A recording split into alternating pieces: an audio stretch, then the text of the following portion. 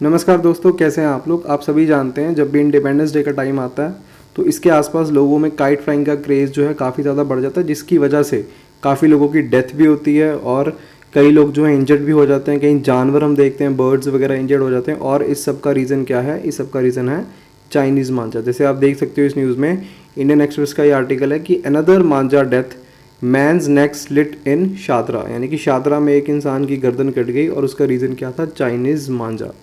अब देखो इशू क्या है यहाँ पे, जैसे मैं आपको बता रहा था कि जब भी इंडिपेंडेंस डे करीब आता है तो लोगों तो काफ़ी सारी दिल्ली वगैरह वाली साइड अगर हम जाएं तो स्ट्रीट्स पे काफ़ी सारी डेथ और इंजरीज देखने को मिलती है। और इसका रीज़न क्या है?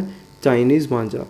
इस साल जो 3 मोटरसाइकिलिस्ट हैं उनकी डेथ हुई है, या क्योंकि उनका गला वगैरह कट गया था बाइक राइडिंग के टाइम पे। और साथ में ये भी है कि जो उनकी बाइक का जो व्हील होता है उसमें ये जो चाइनीज़ मांझा फंस गया था, जिसकी वजह से काफ़ी सारी मतलब 3 लोगों की क्या हुई है?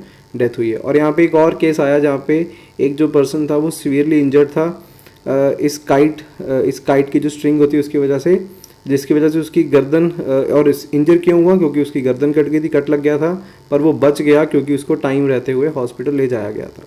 अब बात आती है चाइनीज़ मांझा होता क्या है। तो चाइनीज़ मांझा देखो बेसिकली क्या होता है, एक ग्लास कोटेड सिंथेटिक स्ट्रिंग होती है जिसे हम यूज़ करते हैं पतंग उड़ाने के लिए, काइट फ्लाइंग के लिए। और ये जो होती है मोनोफिलामेंट फिशिंग जो है, ये मोनोफिलामेंट फिशिंग लाइन से ये बनी होती है। जैसे आप यहाँ पे देख सकते हो इस इमेज में, मोनोफिलामेंट इसको क्यों बोलते हैं? क्योंकि एक ये सिंगल फाइबर और प्लास्टिक मटेरियल से बनी होती है। अगर ये मल्टीपल जो है मल्टीपल फाइबर और प्लास्टिक मटेरियल से बने तो इसको क्या बोलेंगे? इसको मल्टीफिलामेंट बोलेंगे। ठीक है। और देखो यहाँ पे एक पॉइंट और यहाँ पे आपके लिए मैंने लिखा हुआ है यहाँ पे, according to the previous submissions made to the NGT यानी कि national crime tribunal by the police, the Delhi government as well as various activities. उन्होंने ये बोला है कि जो मोनोफिलामेंट होता है, जो स्ट्रिंग होती है, काफ़ी सारी डेडली होती है क्योंकि ये बहुत मुश्किल होती है ब्रेक करने, मतलब ज़्यादा इजीली ये जो है ये ब्रेक नहीं होती। ठीक है। अब यहाँ पे जो बात आती है कि बनती कैसे है, तो इसके बनने के अगर प्रोसेस में हम देखें तो बेसिकली पॉलीमर्स को मेल्ट और मिक्स किया जाता है और उसके बाद क्या होता है, इस पे मेल्ट करने के बाद इस पे ग्लास की कोटिंग करी जाती है।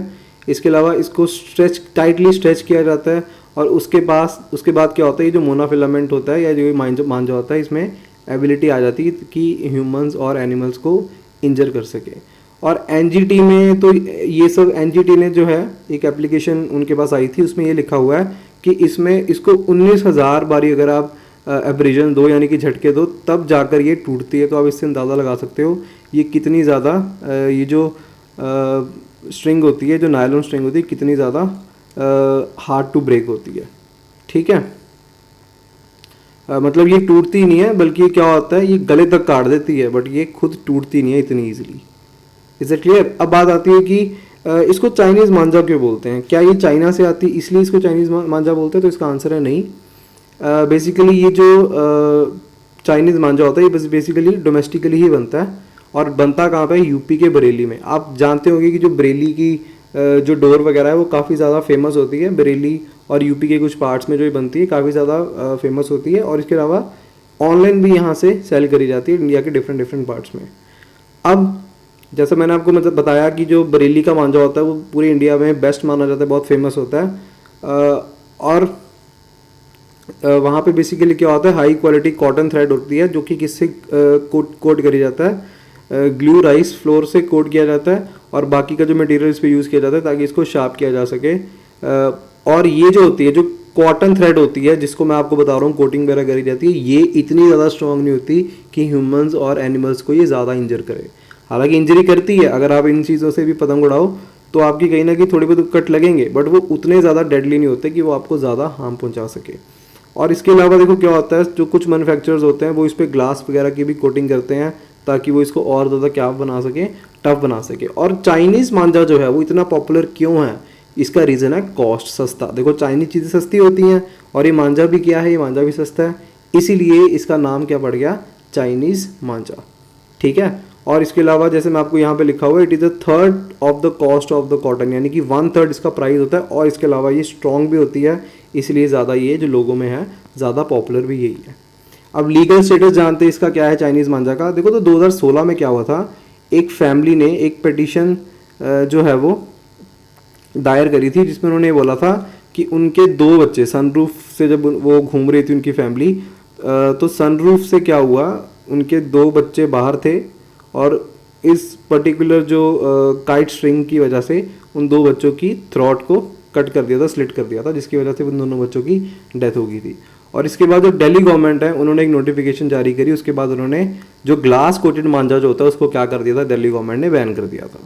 ठीक है। अब इसके अलावा 2017 में सुप्रीम कोर्ट ने पिटिशनर्स को ये भी बोला था कि वो कहाँ जाएं, एनजीटी जाएं, नेशनल ग्रीन ट्राइब्यूनल जाएं, ताकि एक कंप्लीट बैन लग सके किस पे, उस मांझे पे बैन लग सके जो किससे बना होता है, नायलॉन और दूसरे सिंथेटिक मटेरियल से बना होता है, जैसे जिस मांझे की हम बात कर रहे हैं। अब इंडिया में देखो क्या होता है, बैन तो लग जाता है पर उसको जो इम्पोज करना होता है, बैन तो लगा दिया ना, पर उसको इम्पोज करना क्या होता है, थोड़ा सा डिफिकल्ट होता है। इसका रीज़न क्या है, जो हमारी इन्फोर्समेंट टीम्स वगैरह हैं, जो उसमें मेंबर्स हैं, जो स्टाफ है, स्टाफ की कमी है, और स्टाफ की कमी है, इसलिए इसी की वजह से हर डिसीज़न को इम्प्लीमेंट करने में हिंदुस्तान में थोड़ी दिक्कत आती है। ठीक है।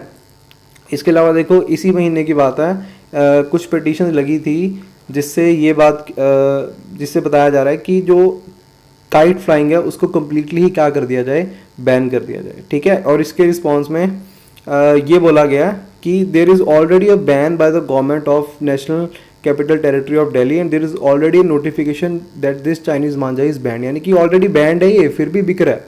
पर अलग अलग जगह से 255 केसेस को 2017 से फिर भी नोट किया गया कि चाइनीज़ मांझा इलीगली जो है वो बिक रहा है, बजाय इसके कि क्या लग चुका है, उस पर बैन लग चुका है।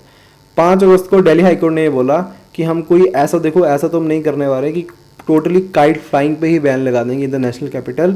हालांकि उन्होंने ये बोल दिया, उन्होंने जो दिल्ली पुलिस है, दिल्ली पुलिस को ये डायरेक्ट किया, जैसे आप यहाँ देख सकते हो, दिल्ली पुलिस को उन्होंने ये डायरेक्ट किया to ensure compliance of the national green tribunal order banning Chinese मांझा, यानी कि जो एनजीटी ने ऑर्डर जारी किया था कि चाइनीज़ मांझे को बैन करो, उसको जो है दिल्ली पुलिस पूरी तरीके से क्या करे, इम्प्लीमेंट करे। ठीक है। तो यही सारा इशू था चाइनीज़ मांझा को लेके। आप आई होप आपको जानने को मिला होगा कि ये सारा इशू क्या है।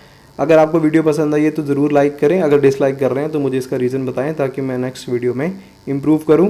मैं काफ़ी कुछ प्लान कर रहा हूँ अपने चैनल के लिए, जैसे मैं एक नई सीरीज़ स्टार्ट करने जा रहा हूँ फॉर अब the upcoming Punjab exam, for example sub inspector हो गया, PSSB एग्ज़ाम्स और PPSC एग्ज़ाम्स। तो प्लीज़ मेरे चैनल को सब्सक्राइब करें, क्योंकि बहुत अच्छा कंटेंट मैं लेके आने वाला हूँ आने वाले कमिंग डेज़ में अपने इस चैनल पे। Thank you so much for watching guys.